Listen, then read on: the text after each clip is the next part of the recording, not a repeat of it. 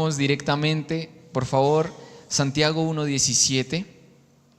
Aquí Jacobo nos dice esto: toda buena dádiva, todo don perfecto, está descendiendo de lo alto, del Padre de las luces, en el cual no hay cambio ni sombra de variación.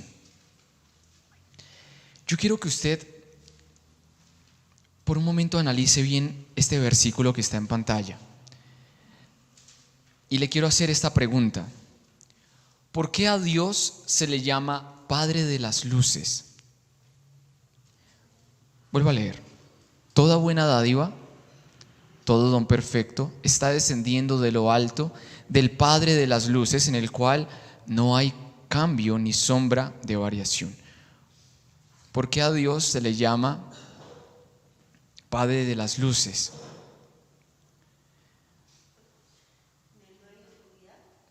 ¿Cómo? Porque en Él no hay oscuridad.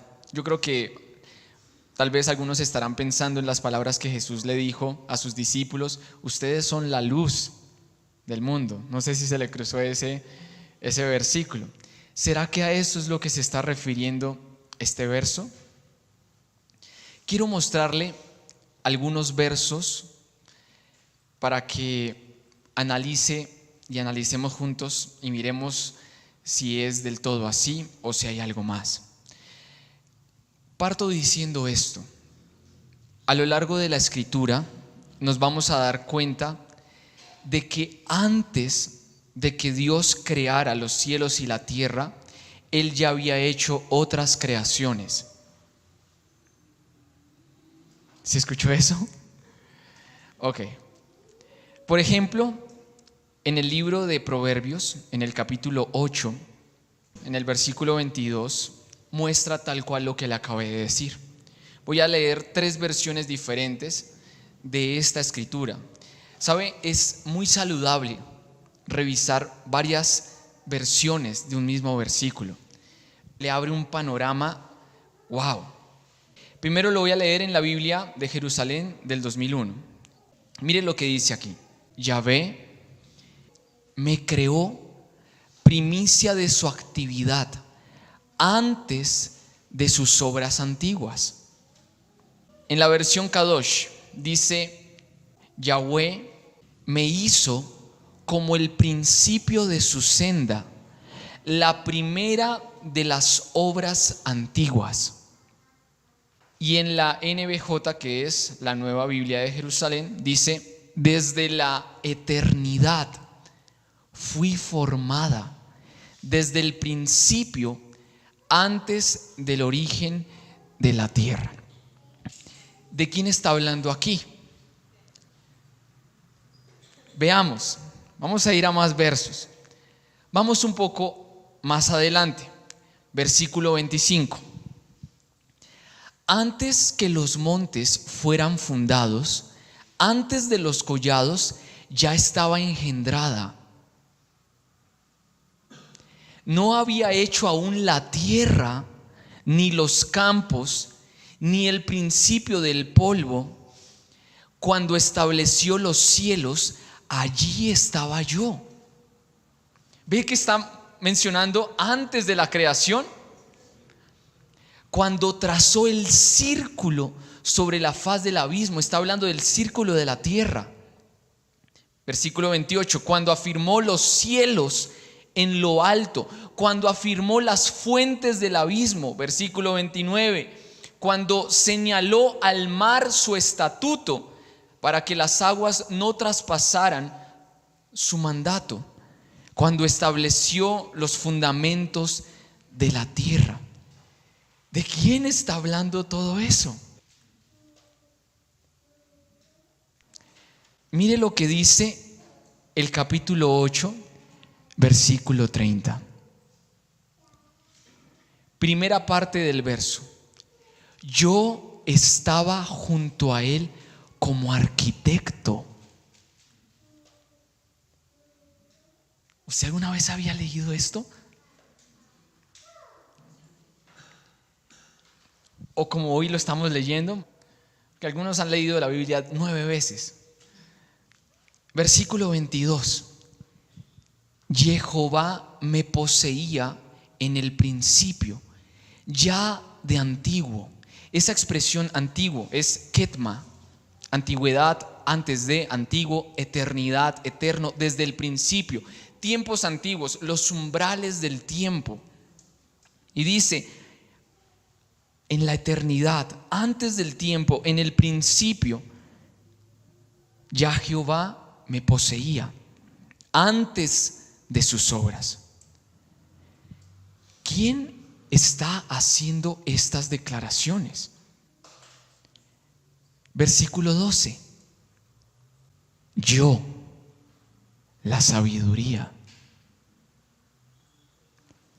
que habito con la cordura y hallo la ciencia en los consejos. En la NTV dice, yo, la sabiduría, que convivo con el buen juicio, sé dónde encontrar conocimiento y discernimiento. Todas estas declaraciones que estamos leyendo de este capítulo 8 y que están, por favor, en casa, revíseselo, mastíqueselo con más detenimiento. Todo esto, esas declaraciones las está haciendo la sabiduría. La sabiduría dice, Dios me creó antes de todas las cosas, antes de que Él hiciera el cielo y la tierra, antes de que Él hiciera el abismo, antes de que Él hiciera el círculo de la tierra, me creó a mí. Yo fui arquitecto con Él. Ahora bien, dijimos que está hablando la sabiduría, ¿verdad? ¿Sabe por qué enfatizo mucho en esto? Porque antes de continuar, quiero decir algo muy importante. Grecia le ha hecho muchísimo daño a la iglesia, muchísimo daño. Y uno de los grandes daños que ha hecho Grecia es que le ha puesto nombre a todo. Ha buscado dividirlo todo, ha buscado clasificarlo todo y ha buscado explicar todo de una manera racional. A ver, ¿qué es lo que se enseña en teología? Que muchos pastores, la gran mayoría, hacen sus cursos y que luego ellos terminan replicándole a las congregaciones. ¿Qué es lo que ellos aprenden? La Biblia, el Antiguo Testamento, está dividido en Pentateuco, libros históricos, libros poéticos y libros proféticos. Y además, en los libros proféticos hay otra división: los profetas mayores y los profetas menores. ¿Sí? En los libros proféticos menores, por ejemplo, está Daniel. Él es un profeta menor. Claro que sí. Pero, a ver, claro, si nosotros comparamos el volumen de Daniel con lo que escribió Ezequiel, Jeremías, Isaías, Daniel escribió una nada. A ver, ¿se es profeta mayor o se es profeta menor por la cantidad de hojas que escribió? ¿Por el volumen de capítulos que escribió en su libro? ¿Quién determina eso? Además, el libro más extenso de la Biblia son los Salmos, es el libro de los Salmos, y ese es considerado poesía, un libro poético. Venga, ¿usted nunca ha encontrado profecía en los Salmos? No hay ahí palabras que Jesús dijo 1000 años antes de venir como hombre, que luego Él las volvió a repetir como hombre, o profecías de lo que Él iba a vivir y que Él lo reprodujo a través de la voz de David. ¿Usted cree que Dios vino a hacer aquí poesía? ¿Usted cree que Dios nos dio la Biblia porque yo quiero que ellos se conviertan en poetas? ¿Sí? ¿Usted cree que David tenía la intención de componer cuartetos? ¿De hacer rimas y de versos? ¿Sí? ¿O será que él estaba escribiendo lo que él estaba viendo? ¿No le parece ofensivo decir que los Salmos es un libro poético? ¿No le parece grosero decir que las revelaciones que Dios le entregó a David no es solo poesía? Y podríamos hablar de esta misma manera del Pentateuco. Es un libro histórico. Pero yo le pregunto, ¿acaso no hay revelación allí? ¿Acaso no hay profecía allí? Piensa en Jacob, profetizándole a sus 12 hijos, las 12 tribus, las 12 naciones. Piensa en un Moisés con sus cánticos y también profetizándole a Israel. Es cierto, tienen historia, pero no son solo históricos y mucho menos poéticos. ¿Qué son? Son palabras del Señor. Cada libro son palabras del Señor. Y así es como los hijos de Dios tenemos que ver cada libro de la Biblia. Es palabra de Dios, palabra que salió de la boca de Dios. Toda la escritura es inspirada por Dios, ¿cierto? O sea que hay muchísima revelación en todos los libros, no en los que algunos a lo largo de su vida han catalogado únicamente como proféticos. Pero ¿qué dicen los pastores y qué dicen los teólogos griegos? Por ejemplo, del libro de Proverbios. Proverbios es un libro poético. Es un libro poético de sabiduría filosófica cristiana. ¿Cómo es eso, verdad? Pero yo le pregunto esto, con la base que estoy poniendo. ¿Usted no cree que en Proverbios también se pueden encontrar profecías de la eternidad, así como se encuentran en Job, así como se encuentran en Salmos, en Génesis? ¿No cree que Dios puede hablarnos a través de Proverbios? Pues sí. Iglesia, hay muchísima pérdida cuando nosotros buscamos clasificar la escritura y decir, no, es que estos son libros históricos, solamente van a aportar historia. Perdemos mucho cuando tenemos esa mentalidad. Diga eso, perdemos mucho. Entonces mi invitación es esta: no clasifiquemos lo que Dios nunca trató de clasificar. Eso es Grecia.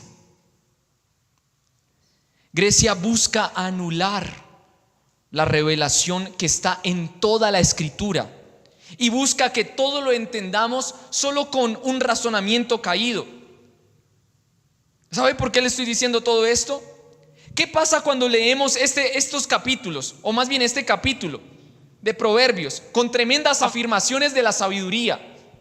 A ver, ella está diciendo esto: Dios me hizo antes que todo. Yo soy arquitecto que le ayudé en la creación. Está diciendo, antes de que Él hiciera los montes, antes de que Él hiciera los mares, yo ya estaba. Está diciendo, yo soy su compañera desde el principio. Entonces, alguien con mentalidad griega va a razonar. Acá lo que significa, lo que quiere decir es que Dios es sabio, ¿cierto? Y bueno, Dios con su sabiduría creó los cielos. Dios con su sabiduría creó la tierra. Eso es lo que quiere decir.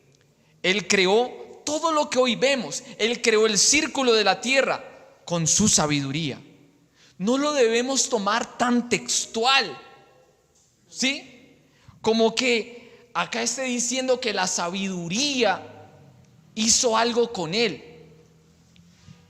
Ahí nosotros estamos interpretando. Pastor, pero es que es imposible leer sin interpretar. Si tú lees el texto literalmente, no tienes que interpretarlo. Lee el texto de forma literal. Ahí es donde nosotros entramos en ese choque que muchas veces cargamos una mentalidad griega. La mentalidad griega es la que siempre trata de explicar lo que ya está explicado.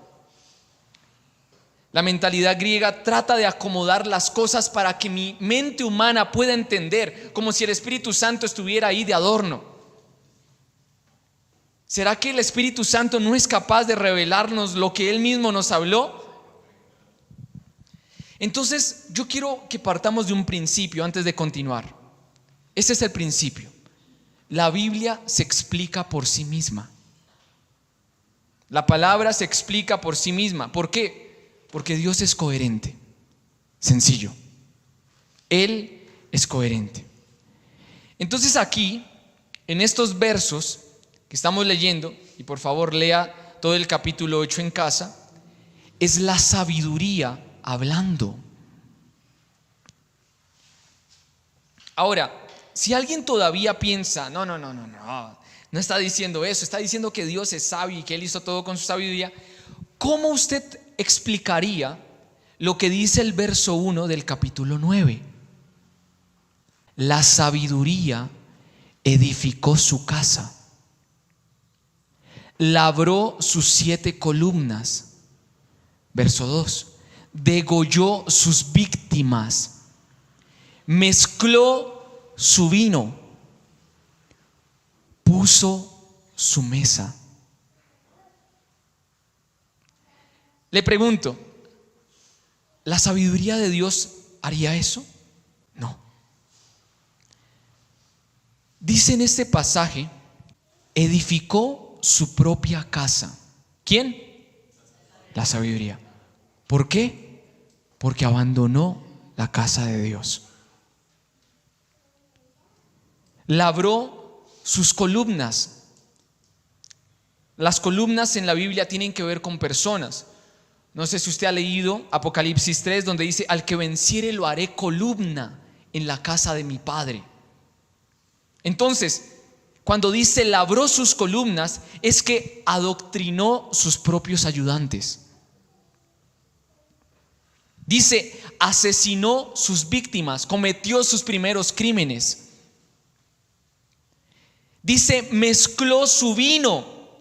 ¿Sabe qué dice la Escritura respecto a las mezclas? Que Dios aborrece las mezclas. Él prohíbe mezclar las semillas, ayuntar el ganado entre animales diferentes. ¿Cómo Dios va a mezclar su vino si Él aborrece las mezclas? Y además dice que puso su propia mesa. ¿Por qué? Eso significa que rechazó la mesa del Señor. Hizo sus propios lugares altos. Esto es, que levantó sus propios lugares de ofrenda. ¿Quién hizo todo esto? La sabiduría. ¿Quién es la sabiduría? Note lo que estoy diciendo. No, ¿qué es la sabiduría? No estoy diciendo qué es la sabiduría, estoy diciendo quién es la sabiduría. Tal como lo vimos al principio, en la primera lámina, en el versículo 22, la sabiduría fue la primera creación de Dios. Fue una luz que Él creó. La primera creación de Dios son luces. Fueron las luminarias. Por eso se le llama el Padre de las luces. ¡Wow!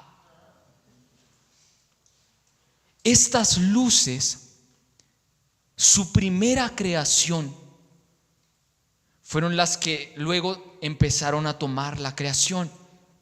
Y después de esa creación es que Él va a recién crear cielos y tierra. Tremendo. O sea, en Proverbios 8 y 9 está hablando una luminaria. Está hablando una luz que fue creada antes de Génesis 1:1.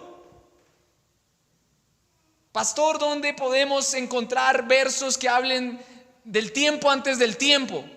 Proverbios 8. Proverbios 9.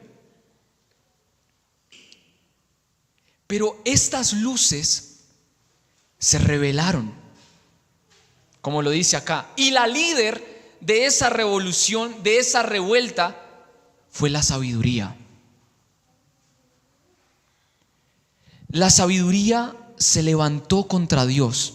Volvamos al verso de hace un momento. La sabiduría se levantó contra Dios, edificó su casa, puso su mesa, degolló sus víctimas, mezcló el vino. Ahora entiende por qué se le llama a Dios Padre de las luces. Y le voy a mostrar un pasaje que usted conoce bien, de eso estoy seguro, pero que va a traernos mucha luz para lo que estamos entendiendo en este momento. Isaías capítulo 14, y voy a leerlo desde el versículo 12 hasta el versículo 15. ¿Cómo caíste de los cielos, oh lucero de la mañana? Tú que das órdenes a todas las naciones, fuiste abatido a la tierra. Tú que a causa del acto traidor dijiste dentro de ti: subiré a los cielos, junto a las estrellas de Dios haré levantar mi trono y me sentaré en el monte de la asamblea. Subiré sobre las altas nubes en el flanco norte y me haré semejante a Elión. Ciertamente al Seol estás siendo abajado, hasta el flanco de la fosa. Es importante que usted distinga entre lucero y querubín. La gente piensa que lucero es el mismo querubín. Lo interesante es que tenemos dos pasajes. Por un lado, el relato que describe la caída de lucero, y por el otro, la caída de querubín. Y usted va a notar algo: los dos pasajes en su relato son muy diferentes, de tal manera que no cuadra hacer que coincidan como un mismo incidente. Voy a pedirle que veamos la caída de querubín. Está en el libro de Ezequiel, capítulo 28, ahí usted la tiene en pantalla, versículo 14. Tú, querubín ungido, protector, yo te constituí para esto. En el santo monte de Elohim estuviste, en medio de las piedras te paseabas. Perfecto eras en todos tus caminos, desde el día que fuiste formado hasta que se halló en ti maldad. A causa de la amplitud de tus contrataciones fuiste lleno de iniquidades y pecaste. Por tanto, yo te degrado del monte de Elohim y te destruyo, oh querubín protector, de en medio de las piedras del fuego.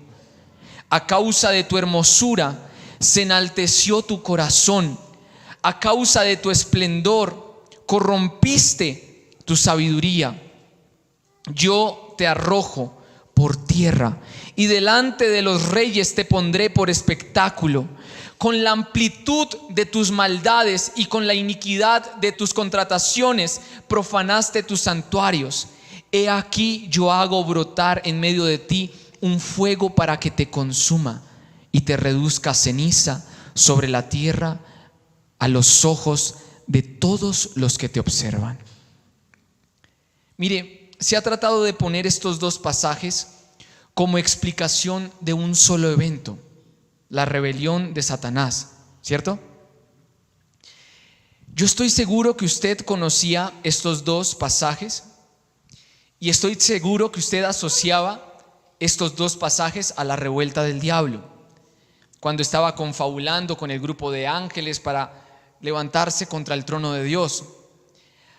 Ahora bien, yo estoy afirmando algo: son dos incidentes separados. Son dos personajes distintos. Bien, los dos tienen la misma intención, que en pocas palabras es tomar el trono del Señor. Pero son dos personas diferentes las que estamos viendo en estos relatos.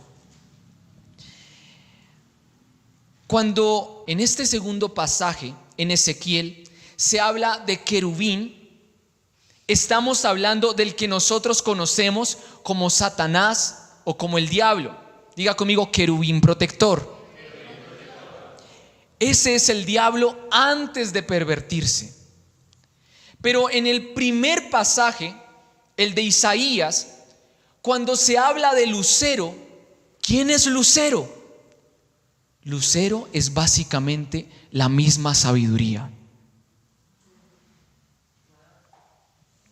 La sabiduría o lucero fue la primera luminaria que Dios creó. Y fue la primera luminaria que se levantó en contra de Dios. A ver, le hice un gráfico acá que espero que nos ayude un poco más a entender esto. Préstele mucha atención a la siguiente diapositiva, porque es muy importante que veamos la diferencia. Aquí usted tiene a Isaías 14 en la parte de arriba y en la parte de abajo tiene Ezequiel 28. Y vamos a ir viendo el paralelo entre lucero y querubín, ¿ok? Para que usted se le clarifique todo esto. Vamos arriba. Cuando se habla de lucero en Isaías 14, dice el versículo 12: oh lucero de la mañana. De la mañana, tómelo como cuando apenas la creación estaba empezando, cuando estaba amaneciendo, ¿sí? Mañana en el sentido de aurora, mañana en el sentido del alba. Ahora vayamos debajo de la línea a Ezequiel 28, versículo 14. Se lo llama querubín. Tú, querubín. Querubín, a diferencia de lucero, que es un nombre propio, querubín es un título. ¿Cómo así? Querub es una de las familias de ángeles que Dios creó. Él creó varias familias en los cielos. ¿Ha leído Efesios?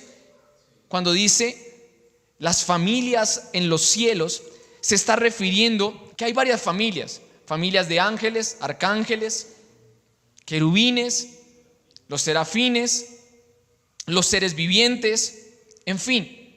Bueno, el querubín es una familia angelical.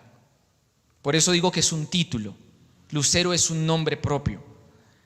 Entonces, de quien está hablando en el pasaje de Ezequiel, abajo, es un querubín.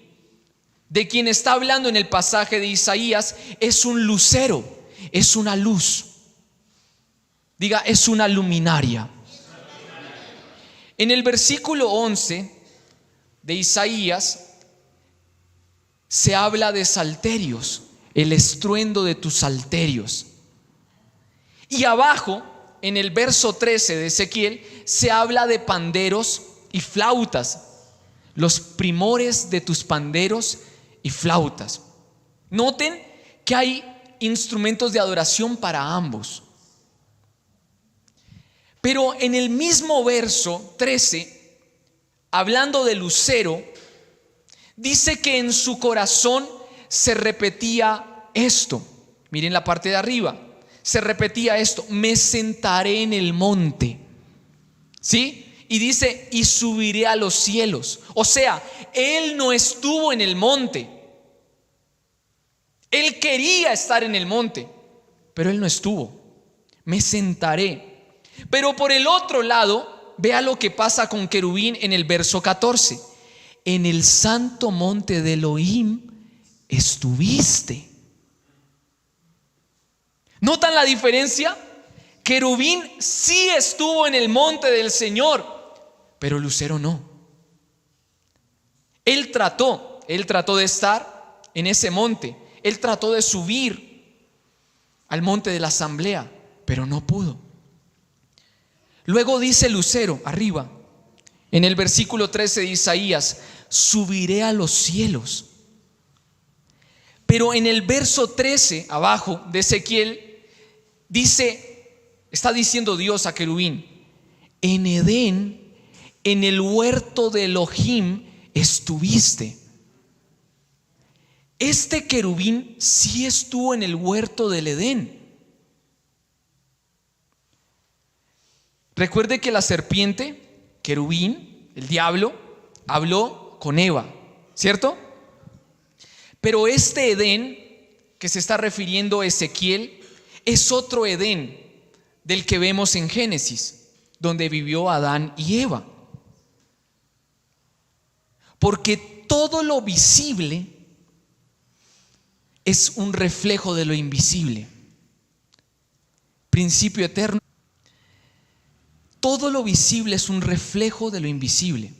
Si había un Edén donde Dios pone al hombre, es porque había un Edén también en el cielo, en el espíritu. Exacto.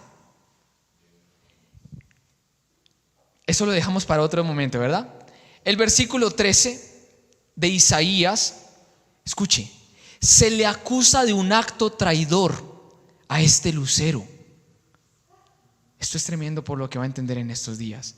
Se le acusa de un acto traidor. Y en el versículo 14 dice, porque dijiste, me haré semejante a Elión, al Altísimo. ¿Sí lo ves, cierto? En cambio, en el verso 17 de Ezequiel, a este querubín se le acusa diciéndole, corrompiste tu sabiduría. Este punto es bien interesante. Es bien interesante porque no se lo dice a Lucero. ¿Por qué no se lo dice a Lucero? A ver. Porque Él es la sabiduría. Lucero es sabiduría como tal. Esto muestra algo más, que la caída de querubín, a quien conocemos como diablo, se produjo como la influencia de esta primera luminaria que cayó, de esta primera luz. Esta primera luminaria tuvo parte en la caída del diablo. ¡Wow! O sea, dependiendo las versiones que usted vea, dice, por ejemplo, acá está diciendo, se corrompió tu sabiduría, ¿cierto? Pero en otras partes dice, la sabiduría te corrompió. Eso abre algo bien claro, algo más profundo. Luego dice en el versículo 15 de Isaías, le dice a Lucero, arriba, y ahora al infierno descenderás y a los fundamentos de la tierra. En cambio, en el versículo de Ezequiel, versículo 16, dice a querubín, te degrado del monte de Elohim, yo te arrojo por tierra. Recuerde que él sí estuvo en el monte.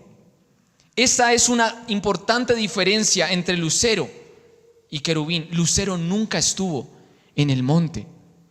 Entonces lo que estamos diciendo es, el primero que se rebeló contra Dios no fue el diablo, fue la sabiduría, con todas esas luces, que es la primera creación de Dios. Esas luces luego van a corromper a los ángeles. Y en este caso, ahí entra querubín, que era parte de los que estaban en el monte del Señor. Hicieron caer a los que estaban en el monte del Señor. Ahora, ¿qué es este monte? Porque usted lo lee y lo llama el monte de la asamblea. ¿Por qué se llama el monte de la asamblea? Porque en el monte de la asamblea es donde se decidía, donde se decide. Es donde Dios tomaba decisiones. O sea que está diciendo que querubín era parte de ese grupo que tomaba decisiones con Dios. Querubín estaba muy cerca de Dios. Era muy amado por Dios. En cambio, Lucero nunca fue parte del monte de la asamblea. Él se reveló al principio, antes de que Dios hiciera los cielos y la tierra. Y Dios lo desechó. Pero su trabajo se ve en una máxima expresión que lo conocemos en todo el mundo, como esto: su acto traidor fue el que hizo caer a querubín. A ver, hay un personaje en la Biblia que es muy interesante de poder traerlo a colación en este momento. Usted va a notar, y estoy hablando de Salomón, ¿sí? Usted va a notar algo particular en él. Cuando muere su papá, cuando muere David, Salomón se presenta delante del Señor, ¿sí? Y Dios le dice: pídeme, ¿qué quieres? Y Salomón le dice: quiero sabiduría. Qué pésima petición. Pésima petición. Pero pastor, siempre hemos visto eso como una decisión buenísima, una decisión muy sabia. ¡Wow! ¡Qué profundo! Salomón pidió sabiduría. Le hago esta pregunta. Cuando usted ve la vida de Salomón, cuando usted lee el relato de la vida de Salomón, ¿usted ve a una persona sabia? Para nada. ¿Usted cree que un hombre sabio puede tomar 900 mujeres como esposas y concubinas? Eso hizo Salomón. Fue uno de los peores reyes que tuvo Israel. Fue uno de los peores reyes que ha existido. Y Dios lo toleró solamente por causa de su papá, por causa de David. Lo que le pasó a Salomón, escúcheme, fue lo mismo que le pasó a querubín. La sabiduría lo corrompió. Él va a terminar edificándole casas a dioses paganos, a los dioses paganos de sus esposas. Quiero que miremos Primera de Reyes 11, 5 al 7. Mírelo lo que dice tan terrible. Porque Salomón siguió a Astoret, diosa de los sidonios, y a Milcom, ídolo abominable de los amonitas.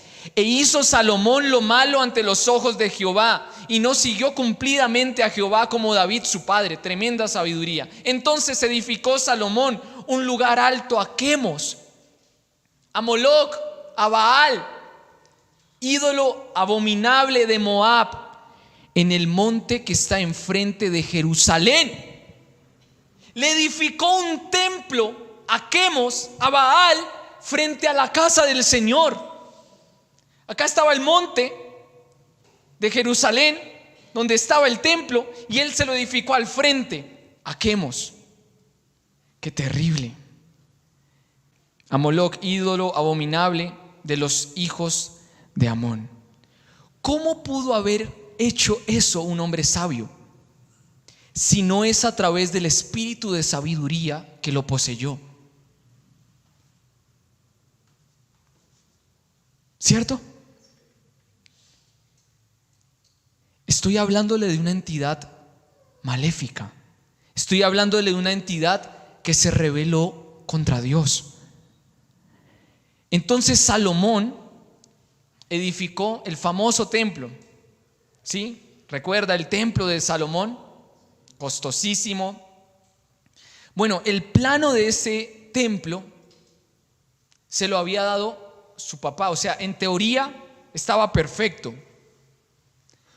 Pero el templo de Salomón, o que él más bien edifica, tiene diferencias severas con ese plano que David le dio. Terribles. Por ejemplo, usted va a ver que Salomón pone 2 columnas en la entrada. ¿Cuáles son? Se la dejo de tarea, que se sepa los 2 nombres. Y le pone esos 2 nombres a esas columnas. Y va a ver que él hace más de una fuente, cosa que no tenía que hacer. Va a ver que él va a introducir toros alrededor de esa fuente, sabiendo que Dios le había ordenado que en el tabernáculo no podían entrar ningún tipo de imagen de nada del cielo, de la tierra, ni de debajo de la tierra. Y él mete ahí 12 toros. Yo le pregunto, ¿realmente él le hizo casa a Dios? ¿O él le levantó una casa a la sabiduría.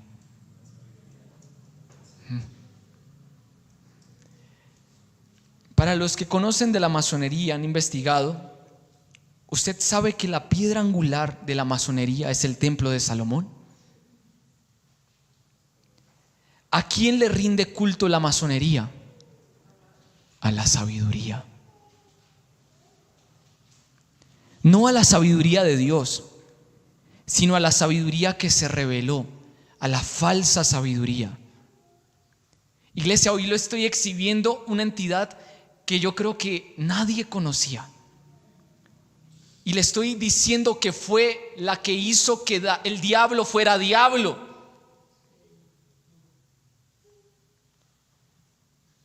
Se lo voy a decir en este momento, lo voy a profundizar después. Hoy estábamos hablando con el pastor. Le dije, ¿sabes? Hoy voy a hablar de Babilonia. Mi papá me dijo, yo ya me conozco todo al derecho, todo perfecto. El inicio fue con Nimrod y Semíramis. Yo le dije, sí, ese fue el inicio en la tierra. Pero como les acabé de decir, todo lo que es visible es un reflejo de lo invisible. ¿Quién es Nimrod en el cielo? El diablo.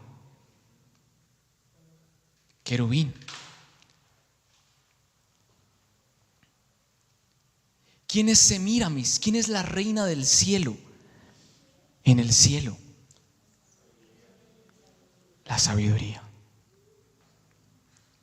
La primera creación de Dios, la primera luminaria, la sabiduría, ese lucero que luego engañó a Querubín, fue el mismo que engañó a Salomón.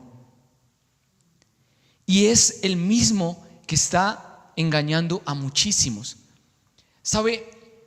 Como un tema de reforma, yo le voy a pedir esto. Cuide mucho cuando usted se refiera a la palabra sabiduría. Esa persona tiene mucha sabiduría. Que Dios te dé sabiduría. Cuide mucho eso. Y usted ya lo está empezando a ver. Porque ¿de cuál sabiduría es la que estamos hablando? Entonces, esta entidad logró engañar y logró prostituir a Salomón.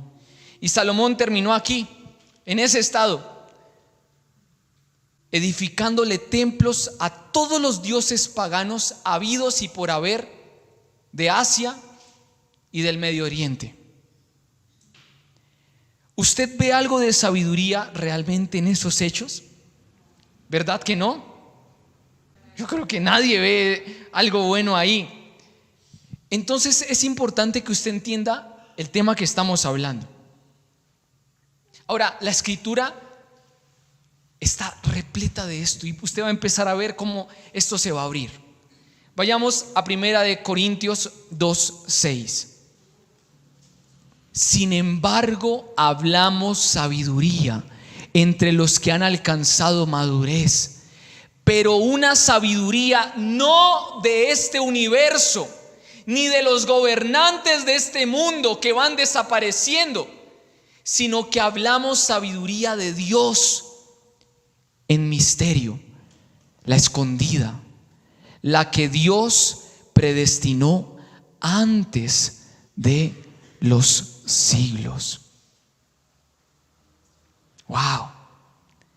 Hay una sabiduría que de hecho es uno de los 7 espíritus de Dios. Estoy refiriéndome a Isaías capítulo 9, cuando habla del espíritu de sabiduría. Esa sabiduría de la que habla Isaías es uno de los 7 espíritus de Dios. Y como dice acá, la han alcanzado los que tienen madurez. Y dice, es una sabiduría no de este universo, no de esta creación. La sabiduría de la que hoy le estoy hablando es de esta creación.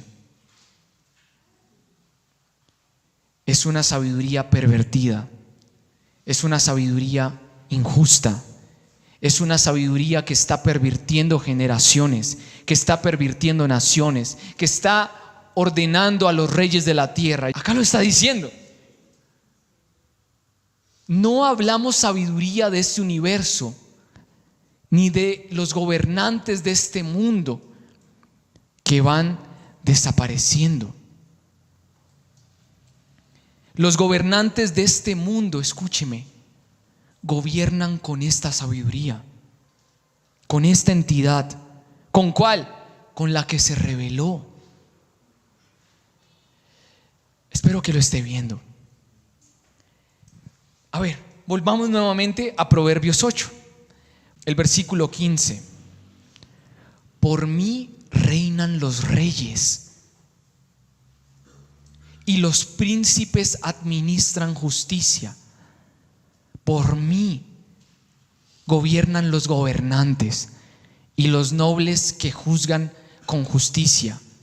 Versículo 17. Yo amo a los que me aman. Ahí está Salomón. Y me hallan los que temprano me buscan.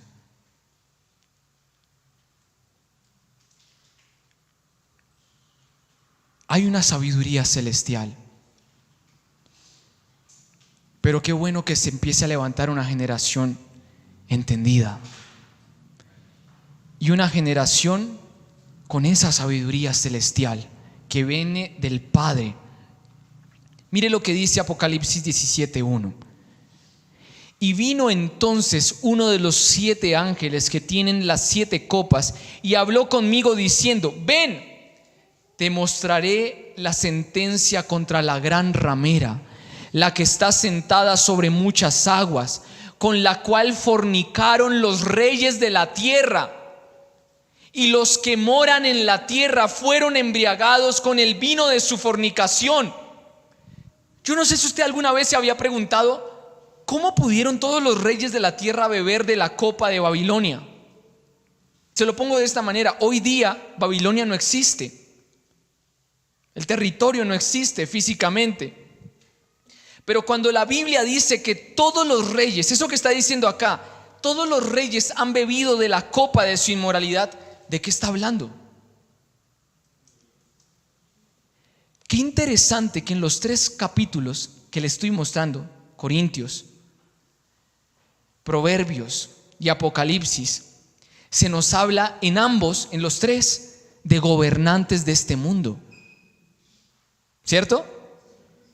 ¿Será que ellos han bebido la copa de esta ramera, que es la falsa sabiduría? Acá está diciendo que la falsa sabiduría está sobre los gobernantes de la tierra. Qué tremendo esto. Yo espero que usted lo esté viendo. Padre, te pido que esta generación lo esté viendo. Yo intercedo en este momento para que se abran sus ojos a algo que nunca habían visto antes, pero sobre lo cual puedan avanzar y sobre lo cual puedan vencer. ¿Qué es Babilonia? Babilonia es la casa de la sabiduría en la tierra. ¿Dónde gobierna Babilonia? Donde la gente busca sabiduría. ¿Dónde? ¿Dónde no? Aquí. Yo diría eso, amén. En el libro de Santiago, mire lo que dice el capítulo 3, versículo 15. No es esta la sabiduría que viene de arriba, sino es cosa terrenal, natural, diabólica. Es cosa terrenal, otras dicen animal y diabólica. Hay una sabiduría que no viene de arriba, que viene de Lucero y es terrenal. Le pido, ya no ore más así: Dios, dame sabiduría. Dios, dame la sabiduría que viene de ti. Dame la sabiduría celestial. Esta sabiduría que no viene de arriba, viene de Lucero. Y dice acá que es terrenal, es natural y es diabólica. Diga: para nada es la de Dios. En el cuadro que le mostré hace un rato, donde estábamos haciendo la comparación entre Isaías y Ezequiel, entendimos, yo creo que muy claramente esto, ¿verdad? Son dos seres diferentes. La primera caída es la de Lucero, que se produjo en primer lugar y que afectó en primera instancia la creación. Y quiero que vea estos últimos versículos que voy a proyectar con mucho cuidado. Yo le pido que usted medite esto en el espíritu. Le pido que esto que va a leer no lo lea a la ligera. Analícelo. Juan 1, versículo 9. Dice: la luz verdadera que al venir al mundo alumbra todo hombre. Pregunto, ¿de cuál luz está hablando? ¿De quién está hablando ahí? Jesucristo. Es Jesucristo, la luz verdadera. ¿Quién es la luz verdadera? Cristo. Usted va a ver que esta es una descripción que usted la va a encontrar en otra parte donde dice tierra de Zabulón y Neftalí, a los lados del mar, la tierra que estaba cubierta, ¿se acuerda? Por sombras de muerte, les resplandeció luz. Esa es la luz, la que está mostrando aquí. La luz verdadera que al venir al mundo alumbra a todo hombre. Yo le pregunto esto: ¿por qué la luz verdadera? Por eso. ¿Por qué decir la luz verdadera si es que no habrían luces falsas? Diga, hay luces falsas. ¿Está entendiendo el punto? ¿Por qué decir luz verdadera? ¿Por qué no solo luz? ¿Acaso no todas las luces son verdaderas? Pues no. Hay luces falsas. Y los hombres han sido iluminados muchas veces por luces falsas. O más bien, por la falsa luz, por la sabiduría. Otro versículo es cuando Dios introduce la luz en la creación. Dios no la crea. Él dijo: sea la luz, y fue la luz. Eso es el versículo 3, pero acá usted tiene el 4, que dice: y vio Dios que la luz era buena. Venga, ¿por qué está diciendo eso? Dios acaba de llamar la luz, Dios acaba de introducir la luz. ¿Por qué va a decir y vio que la luz era buena? Obviamente que era bueno. Él la acaba de llamar. Sí, pero es que la primera luz que Él creó se pervirtió. Lucero. Y no fue buena. Por eso dice: esta que introdujo fue buena. Y vio Dios que la luz era buena, y separó Dios la luz de las tinieblas. ¿Acaso estaban mezcladas?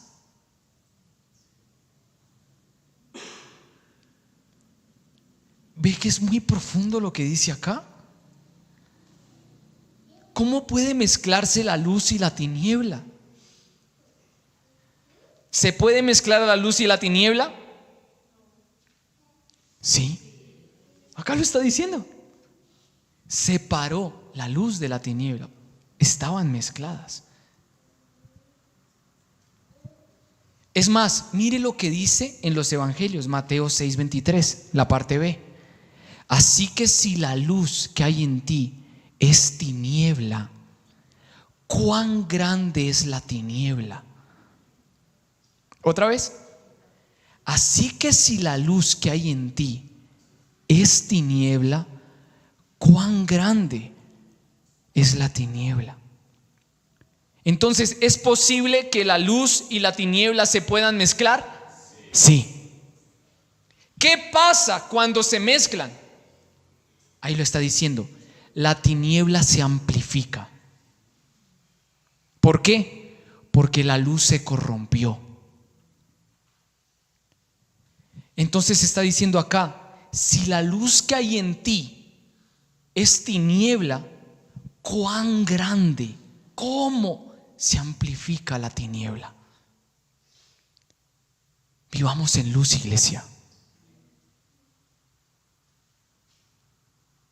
Las tinieblas gobiernan, no porque hayan personas que están en una oscuridad terrible. Ellos están en oscuridad, están en tiniebla. La tiniebla gobierna cuando la luz se corrompe, porque ahí se intensifica. Diga, tengo que ser luz. Tengo que amar la luz. No se puede mezclar la luz con la tiniebla. No te puedes mezclar con nada que sea tiniebla. Se va a amplificar la tiniebla.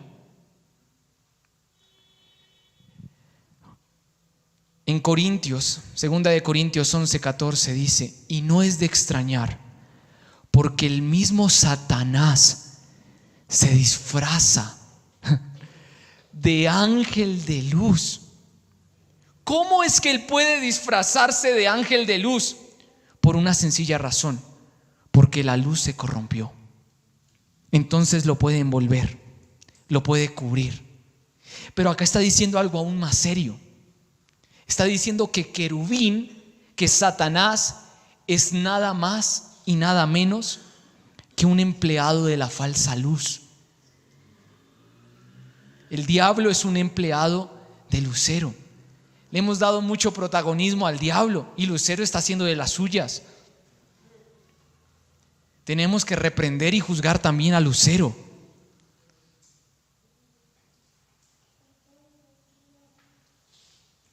Y dice Juan 1:4 y 5, en él había vida y la vida era la luz de los hombres. Entonces ya habían luces en la primera creación, pero era necesario que viniera la luz verdadera a confrontar y a condenar a Lucero. La luz verdadera se encarga de juzgar a la luz falsa, a la falsa sabiduría. Qué glorioso es Cristo.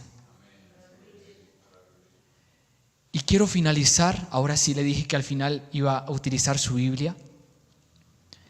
1 de Corintios 1. Corintios es maravilloso. Perdóneme, pero en estos días me he estado enamorando mucho de las cartas de Pablo.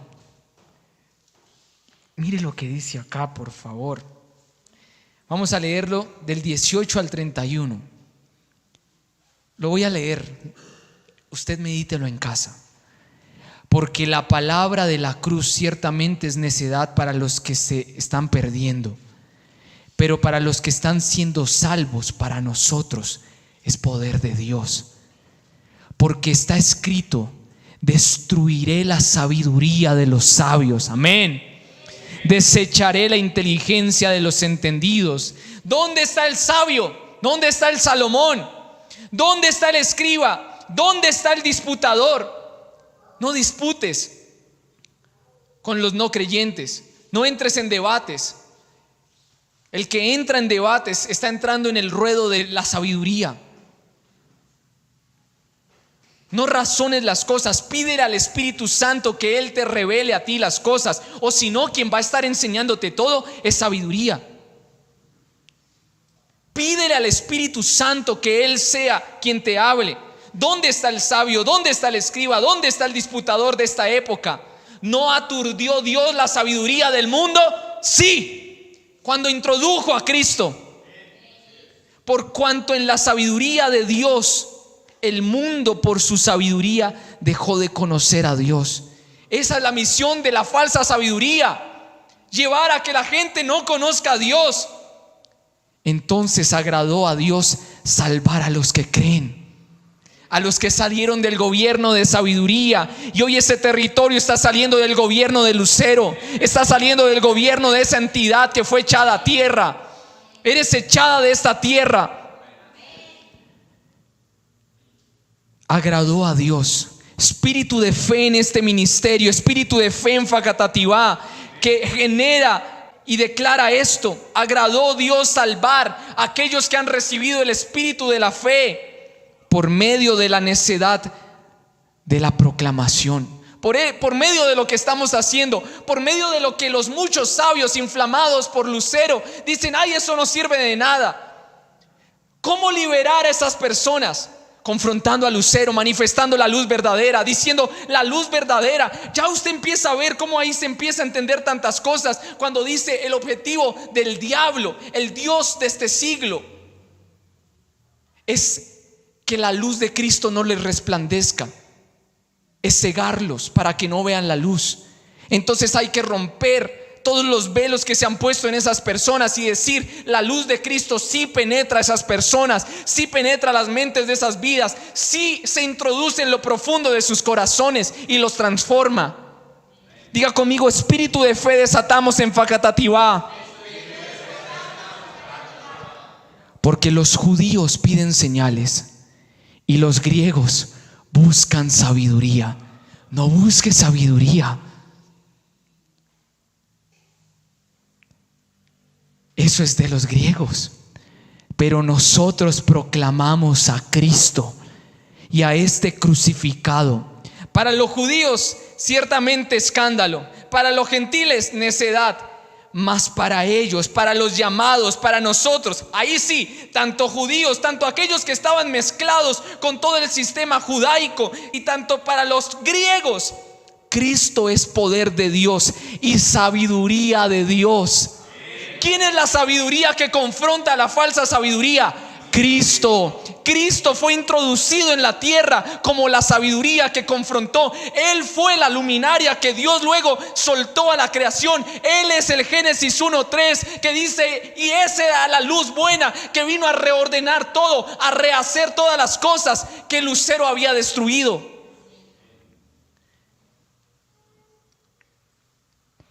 ¿Cuál vamos? ¿25? Pero permítame el 24. Para nosotros Cristo es poder de Dios y sabiduría de Dios.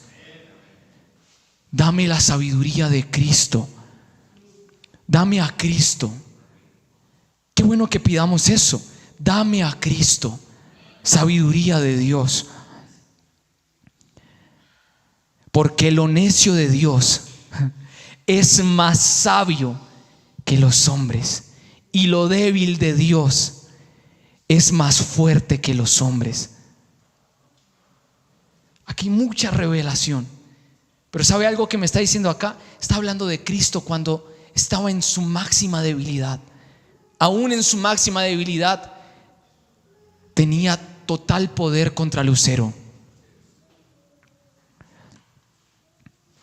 Porque mirad, hermanos, vuestro llamamiento, que no sois muchos sabios según la carne, ¿verdad? No sois muchos sabios en la carne, ni muchos poderosos, ni muchos nobles.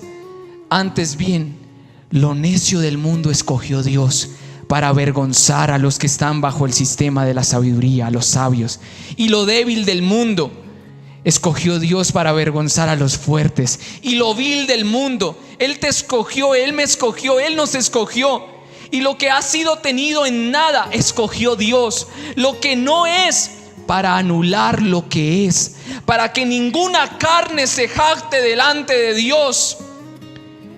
Pero por Él estáis vosotros en Cristo Jesús, quien nos fue hecho por Dios sabiduría, justicia y también santificación y redención, para que, como está escrito, el que se gloría, gloríese en el Señor.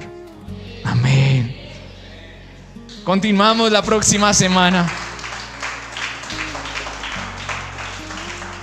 Diga conmigo: manifestamos la luz de Cristo en toda Facatativá.